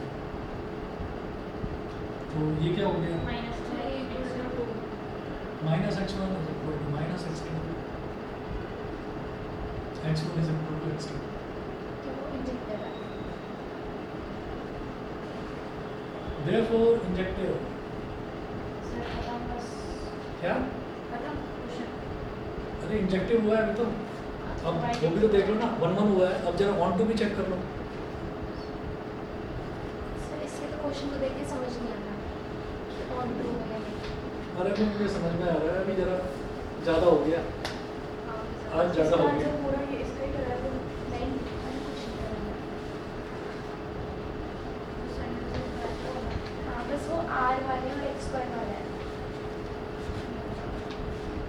चलो जी, अब जरा देखो ये इंजेक्टिविटी तो ये हो गया, अब जरा सब्जेक्टिविटी यानी कि ऑन टू वाला देखो।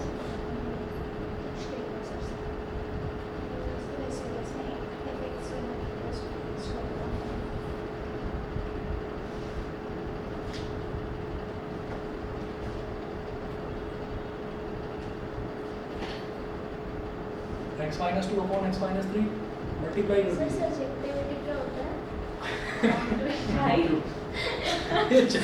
मुझे समझ में आ गया, ज़्यादा हो गया। चलिए ठीक है, सब्जेक्टिविटी मतलब ऑन टू फंक्शन है या नहीं, तो वो हम कैसे करते हैं कि हम निकालते हैं x को y की टर्म्स में, मल्टीप्लाई कर दीजिए y into x-3 is equal to x-2, तो y इंटू x-3 क्या हो गया, yx -3y is equal to x-2। तो मैं क्या करना चाहता हूँ, मैं ना x को निकालूंगा y की टर्म्स में, जैसे यहाँ y है और इधर सब कुछ x की टर्म्स में आ गया, उल्टा करेंगे, x वाला टर्म लेफ्ट में ले आओ, तो yx माइनस x, सर ये क्वेश्चन कर रहा है क्या? ये वाला पता क्या नहीं आ क्या हुआ कर लो बस, अब ये हो गया नहीं x नोट पे लगा था नीचे फाइल y minus 1 is equal to 3y minus 2, मैं x की वैल्यू निकालना चाह रहा हूँ, तो x क्या हो गया 3y minus 2 upon y minus 1, x की वैल्यू क्या हो गई 3y minus 2 upon y minus 1, where y minus 1 is not equal to 0, नहीं तो नंबर ही इरेशनल हो जाएगा, डिनोमिनेटर 0 के इक्वल नहीं होना चाहिए, y minus 1 is not equal to 0 का मतलब है y is not equal to 1, ठीक है। Sir y equals to 0। Denominator में y इज इक्वल टू तो कुछ भी ले सकते हैं, बस 1 मत लेना, क्योंकि अगर y को 1 ले लिया तो वो डिनोमिनेटर 0 हो जाएगा। हम यहाँ पर लिखेंगे which satisfies the given condition,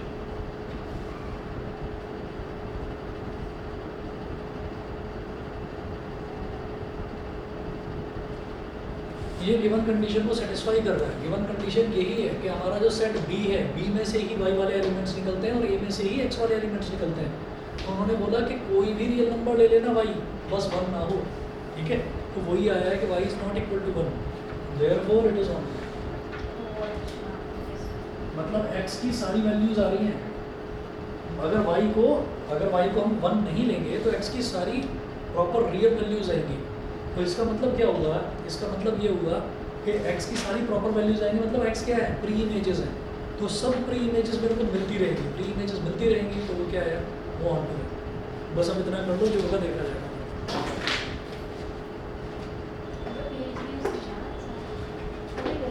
ठीक है भाई, इतना ही करेंगे फिर आज। पर